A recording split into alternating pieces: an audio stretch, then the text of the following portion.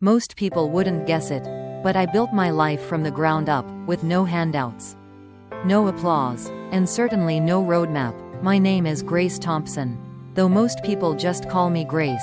I'm an interior designer in Chicago, and until recently, I believed I had finally struck a balance between my personal happiness and my complicated relationship with my family. While my older brother Dr. John Thompson is a renowned heart surgeon and my sister Karen is a high-powered attorney with a skyline view of downtown, I've chosen a different path. I turn houses into homes. I create beauty and comfort. But somehow, in my family's eyes, that never quite stacked up.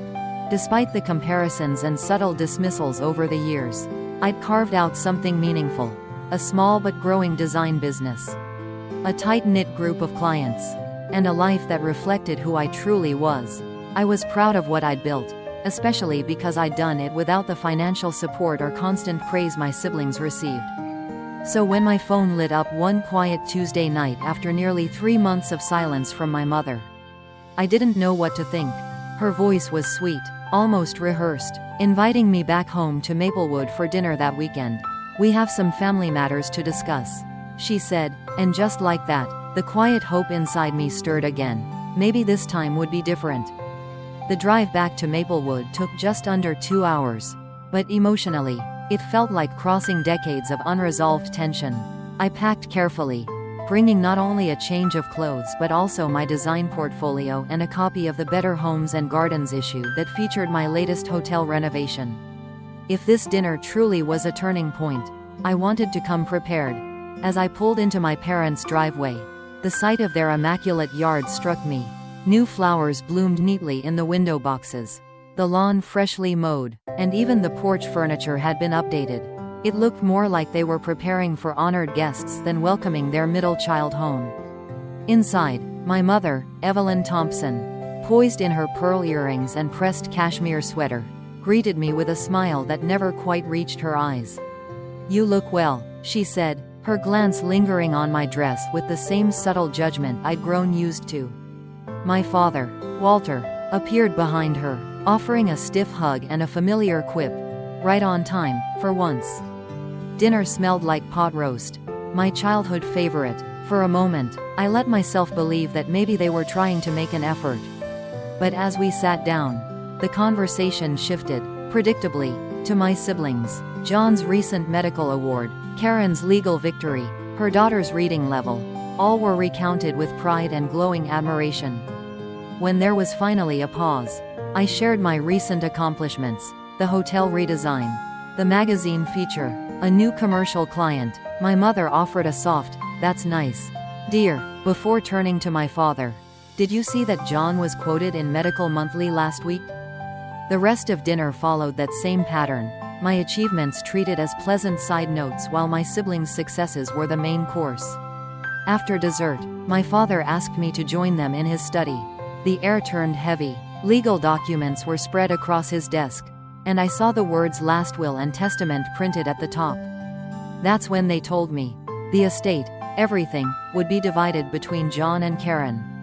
I would receive nothing. "They have children," my father said. "They need the help." My mother chimed in gently. "We're sure you understand." But in that moment, I didn't understand, not even a little. I drove back to my hotel in a daze, windshield wipers struggling against a steady Midwest downpour that mirrored the storm churning inside me. The radio was off.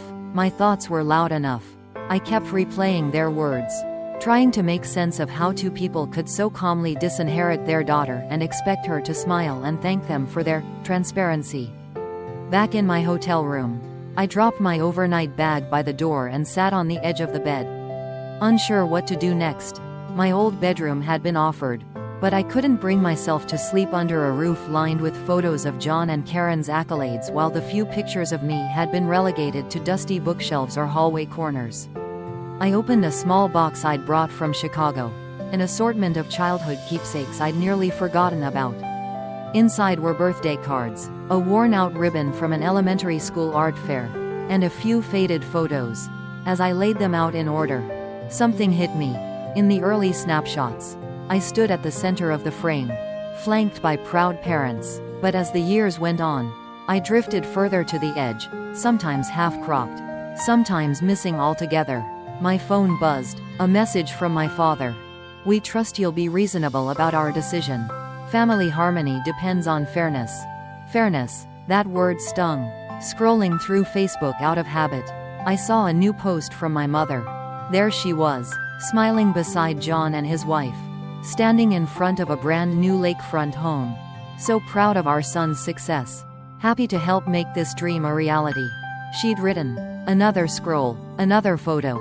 This time of Karen cutting the ribbon at her law firm's new downtown office. Supporting our daughter's ambitions has always been our greatest joy. They'd said the estate couldn't be split 3 ways because of limited resources. But the truth was there, out in the open for all to see. They chose to invest in the children who fit their mold. I wasn't just excluded from a will. I was excluded from the version of family they chose to cherish. And suddenly, it was all too much. I sat on the hotel carpet, cross-legged like a child, surrounded by those worn keepsakes and fading memories, trying to piece together a version of my life that still made sense. The ache was no longer just emotional, it had become physical. A deep, pressing weight on my chest.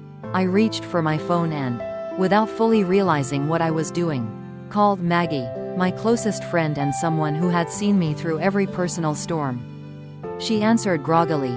It was nearly 2 a.m., but her voice sharpened the moment she heard mine. "Grace, what's wrong?" And the dam broke. I told her everything, about the will, the coldness at dinner, the brunch plans I hadn't yet responded to, the photos online that confirmed what I'd always suspected. My family hadn't just overlooked me, they'd erased me. Maggie didn't hesitate. "They've been doing this to you for years. Grace, this isn't about money. It never was. It's about how they've chosen to see you, as less than. That's the real wound." I stayed on the line with her until my breathing slowed. The next morning, I woke up to a cheerful text from my mother. "Brunch tomorrow at 11 o'clock at Rosewood Cafe. John and Karen are so excited to see you." Part of me wanted to ignore it, leave town, vanish from their story once and for all. But another part of me needed to know, did my siblings know about the will? Were they okay with it? Did they feel entitled to more? Or were they simply beneficiaries of our parents' favoritism? So I said yes. That day, I walked around Maplewood, passing my old high school, the art room that had once felt like a sanctuary, and the little gallery where I'd held my first show. My parents had stayed only 15 minutes, just long enough to say they were there. By the time the sun set, I had made up my mind. I would go to brunch. Not for their approval, not for reconciliation, but to face them, eyes wide open, to stop pretending I didn't see what had always been there. The next morning, I arrived at Rosewood Cafe a few minutes early. The Sunday brunch crowd filled the place with the sounds of clinking mugs and cheerful conversation. But I felt like I was moving through fog. When I spotted my family at a window table, everything about the scene felt staged, like a portrait from a magazine. My father, serious as ever, scrutinized the menu. My mother adjusted her scarf just so. Karen looked effortlessly elegant in her designer blouse. And John, of course, was checking his Rolex. I smoothed my sweater and walked toward them, trying to quiet the rising tension in my chest. "There she is," my father said, as if I were late. I wasn't. Karen gave me a quick air kiss. John reached over to pat my shoulder, saying, "The prodigal artist returns. How's business? Still decorating apartments?" Before I could respond, my mother jumped in to announce John's new research grant and Karen's latest legal triumph. I sipped my coffee quietly, wondering if they even remembered I was there. But then Karen stirred her drink and said, "So, I assume Mom and Dad told you about the estate planning?" I froze. "You knew?" "Of course," John said casually, spreading jam on his toast. "We've been helping them get everything in order. Makes sense this way. You've never been great with money anyway." "Grace," Karen nodded, "and it's not like you have college tuition to worry about. I mean, Sophia's already reading above grade level, and Michael's probably going to follow in John's footsteps." I looked at my parents, but they said nothing. They let them speak for them. I quietly mentioned that I had a mortgage too, and employees who depended on me. John let out a short laugh. "Grace, Your little design shop isn't the same thing. You live in a condo and drive. What, a 10-year-old car? I remembered asking for help with a security deposit after college. I got $300 and a lecture. Karen got a down payment on her first house. Brunch went on, and the plans for a family vacation to Tuscany were announced, complete with accommodations for everyone. Everyone, except me, as I sat there watching them discuss flights, villa amenities, and how the grandkids would love the view of the Tuscan countryside. It became painfully clear I wasn't part of this family portrait. No one had asked if I could make the trip. No one had included me in the logistics. My mother mentioned a room for each child and their families, and when I finally asked, was I included in the reservation? My father checked his watch and said, "Before we forget, John has some exciting news." And just like that, my question was left hanging in the air, unanswered and unnoticed.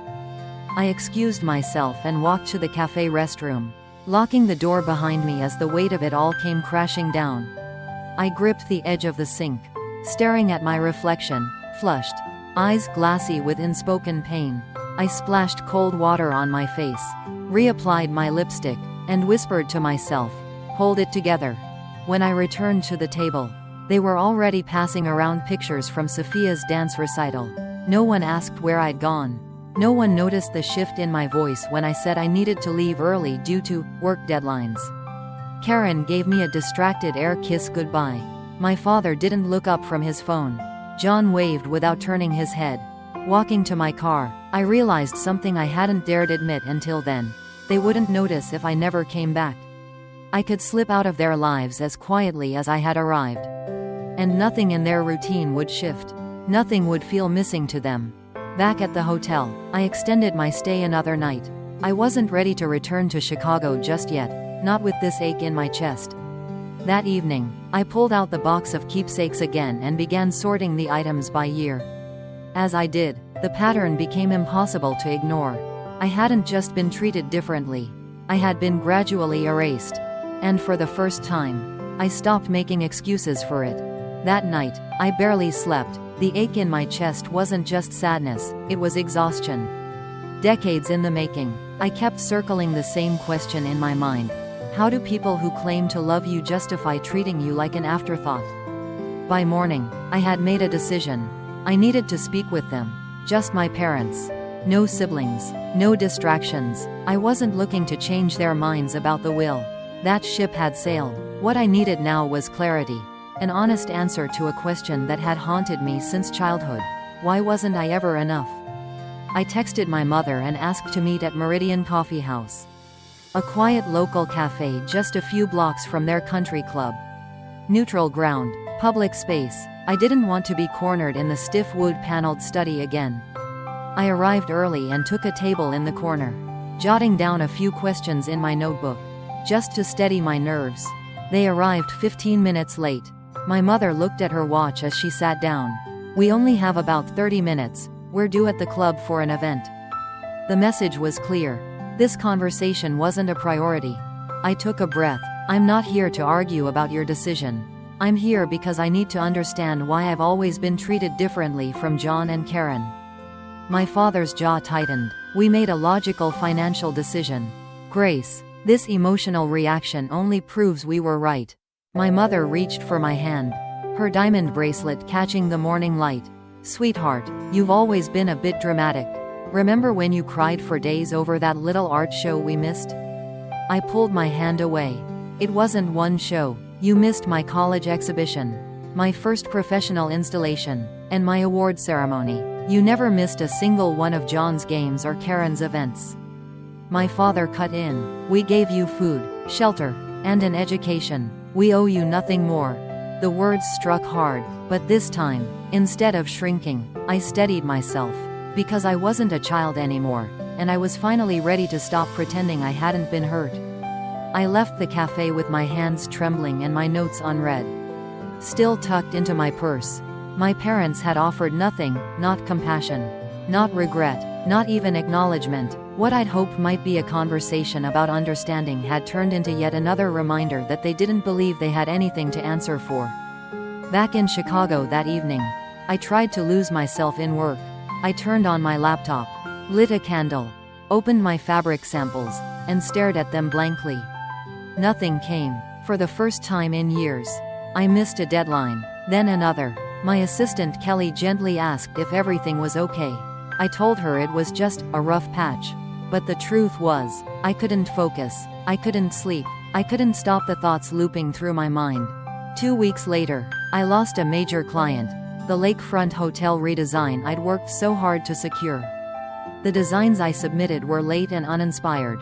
The client moved on. That night, around 1:30 a.m., I sat on the floor of my apartment, surrounded by childhood photos, cards, and notes I'd once treasured. Then my phone lit up, a new email from my mother.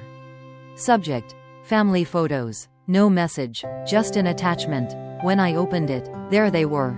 My parents, my siblings, their spouses, and their children, all gathered at my parents' lake house. Coordinated outfits, beaming smiles. I wasn't in a single frame.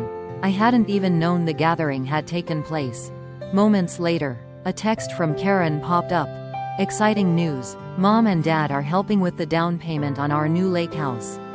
So blessed to have such generous parents. And something inside me finally broke. I couldn't breathe. I couldn't move. I felt like I was disappearing from the inside out. My heart was racing.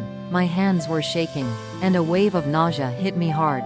Somehow, I found my phone and called Maggie. I can't do this anymore. I whispered between sobs. I can't keep pretending I'm okay. Maggie didn't hesitate. I'm coming over. Don't move. 30 minutes later, she was at my door. My lifeline in the middle of a breakdown I never saw coming. By the time Maggie arrived, I was sitting on the floor surrounded by every trace of my childhood I'd ever held onto: photos, birthday cards, old report cards with "nice work, but try harder," scribbled in my father's handwriting. She didn't say anything at first. She just sat beside me and held my hand as I cried like I hadn't allowed myself to cry in years. We talked for hours that night, as the city outside slowly shifted from darkness to dawn. Every rejection, every subtle dismissal, every time I'd convinced myself I was overreacting, all of it came rushing back. You know what hurts the most? I finally whispered. I still want them to love me. I still want their approval. Even after everything. Maggie looked me in the eyes. That's not weakness, Grace. That's human. But you have to ask yourself, how many more years are you willing to sacrifice waiting for something they're incapable of giving?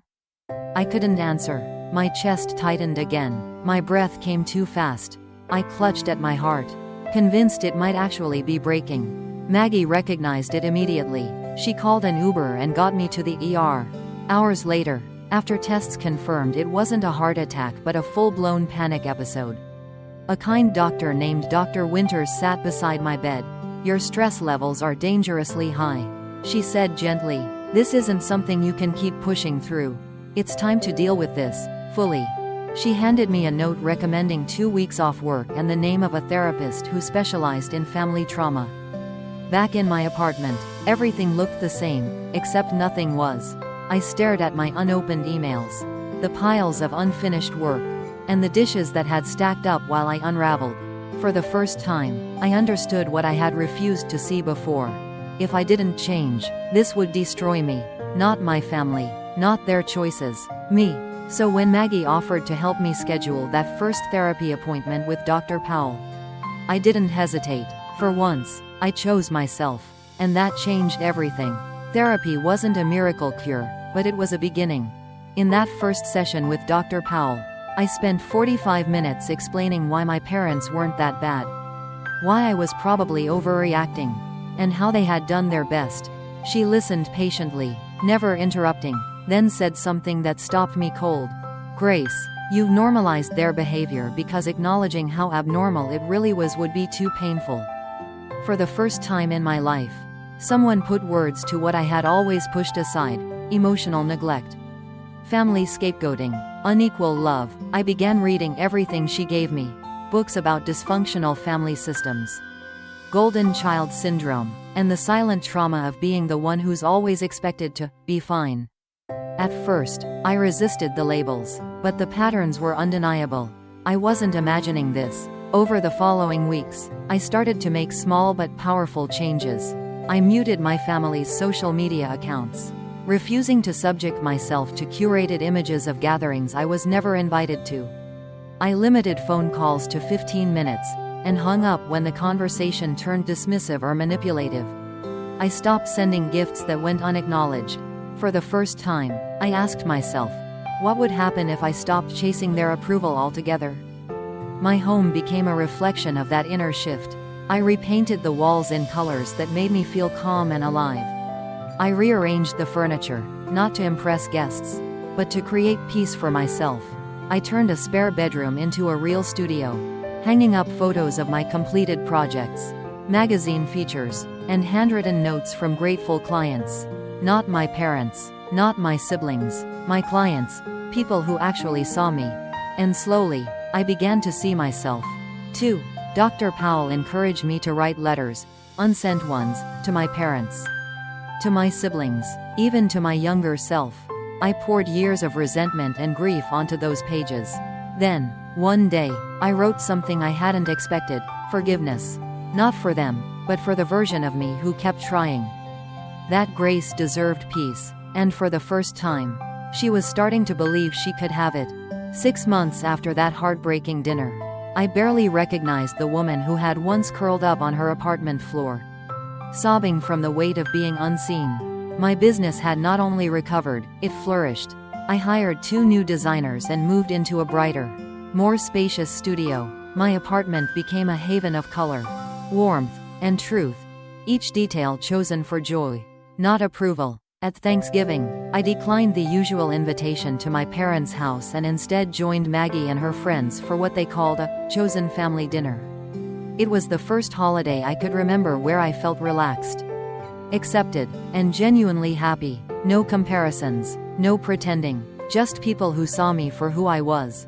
When I did return to a family gathering weeks later, it was on my terms. I smiled without apologizing, wore what I loved, and spoke without shrinking. When my mother made a familiar, cutting comment, I simply replied, "This brings me joy," and that was enough. The greatest inheritance you can give yourself is the freedom to live as you are, not as others expect you to be. Peace doesn't come from being accepted by everyone. It comes from accepting yourself. Have you ever had to set boundaries with family to protect your peace? I'd love to hear your story in the comments. Let's support each other in choosing wholeness over approval. Orange heart. And if Grace's journey resonated with you, please subscribe to the channel for more heartfelt stories about healing, identity, and self-worth. You are not alone, and your voice matters here.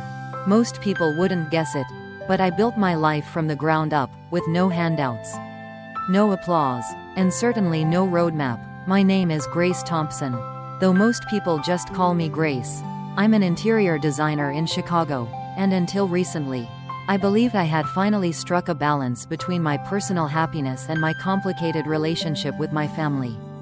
While my older brother Dr. John Thompson is a renowned heart surgeon and my sister Karen is a high-powered attorney with a skyline view of downtown, I've chosen a different path.